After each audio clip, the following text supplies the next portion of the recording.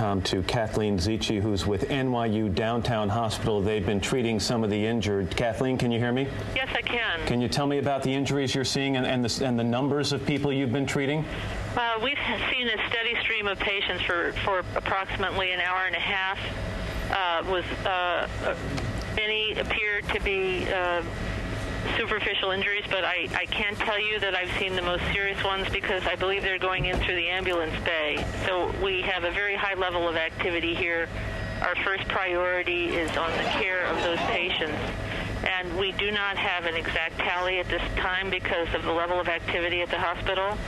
We've also been responding to family members and friends who have come seeking information to the hospital. And just quickly, Kathleen, how far is the hospital from the World Trade Center? The hospital is perhaps a 5-minute walk from the World Trade Center, and we were the first responder when the Trade Center was attacked in '93, so unfortunately we have some prior experience.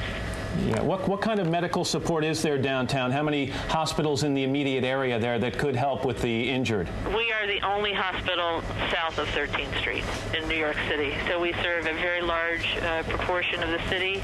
For that reason, our emergency room is a very high priority of this hospital, and the staff have been doing a heroic job in terms of responding to the patients.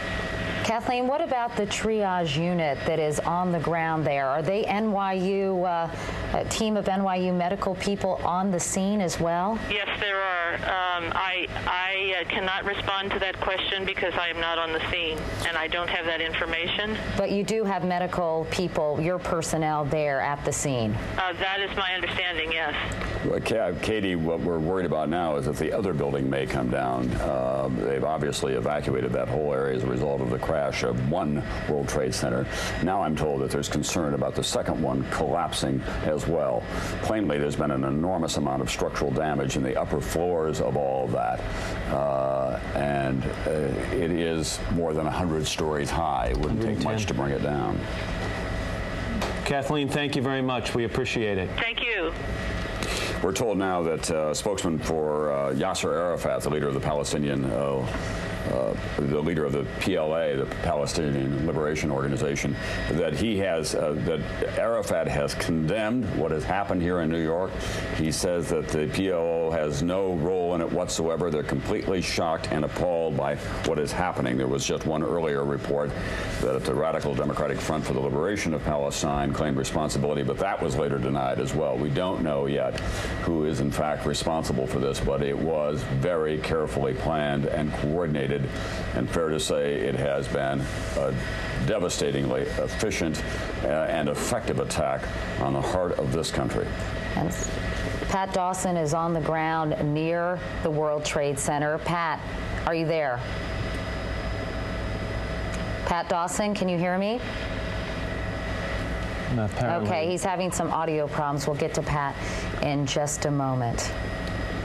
Just amazing. You have to stop and think about, you know, the hijacked plane and the terror of the passengers on board. Oh. As it could have been up to an hour that they realized something was dramatically wrong with this flight, and then thinking that perhaps they were going to John F. Kennedy Airport here in Queens, actually, and the plane suddenly veering into the World Trade Center tower. No, you can only imagine. What is striking to me is that we didn't have any early report of the the hijacking. You know, a lot of people monitor that air traffic talk that goes on, and it wasn't until this happened. Well, the plane left Boston at 8 o'clock this 45 morning. minutes later. So it was about, 42 minutes later that this occurred.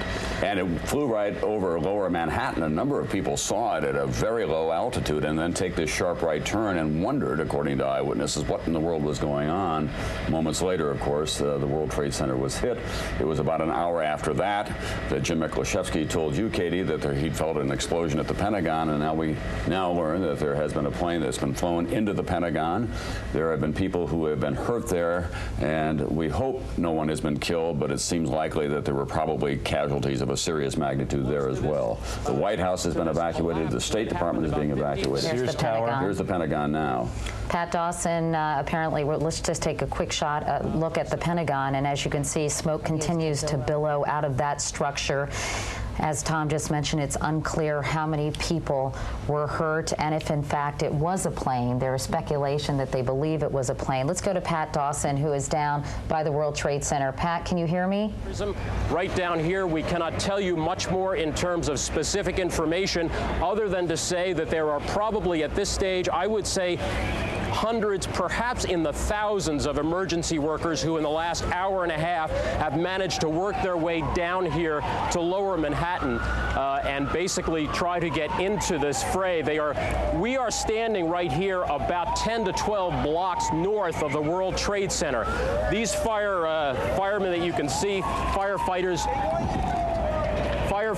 are walking down towards the site now, and they literally have been arriving by the dozens over the past hour or so. As we say, probably in excess of 1,000 or more emergency workers from New York City and surrounding areas converging on this site now to try to make some sense of it. As you can imagine, at this point, there is a certain level of chaos because they're just trying to sort out who's alive, who's not.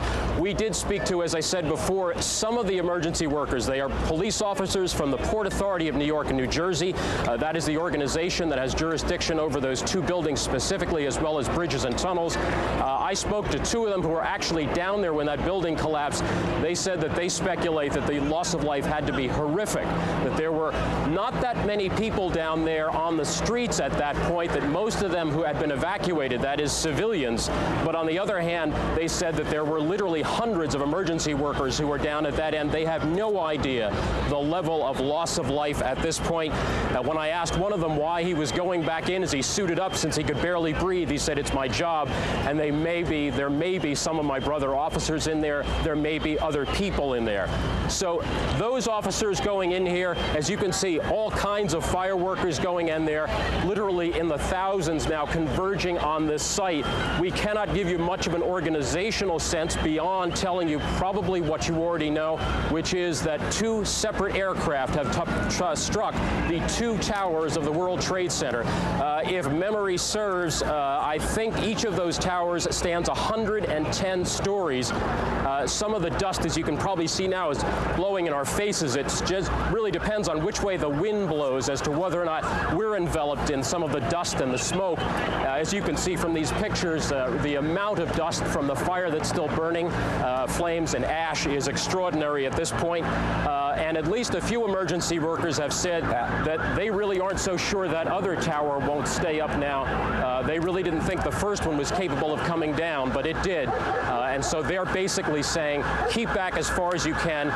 On the other hand, facing that danger, as we have been telling you, many hundreds of these workers are heading over those lines down towards that burning building to try to rescue those people who are in there, be they emergency workers, be they civilians. The original crash took place just about 8:45 by my reckoning. I don't know the exact time, but about 8:45.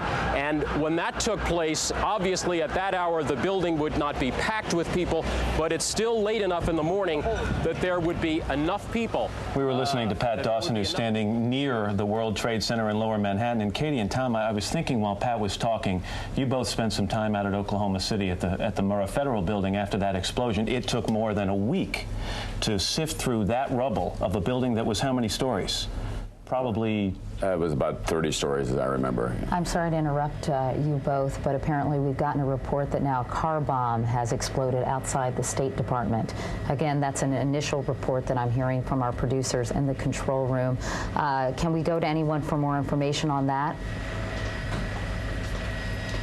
Apparently, no more information on that. Where is Andrea Mitchell? Is she at the State Department? Well, the State Department has been evacuated, as well as the White House. The U.S. Capitol has been evacuated.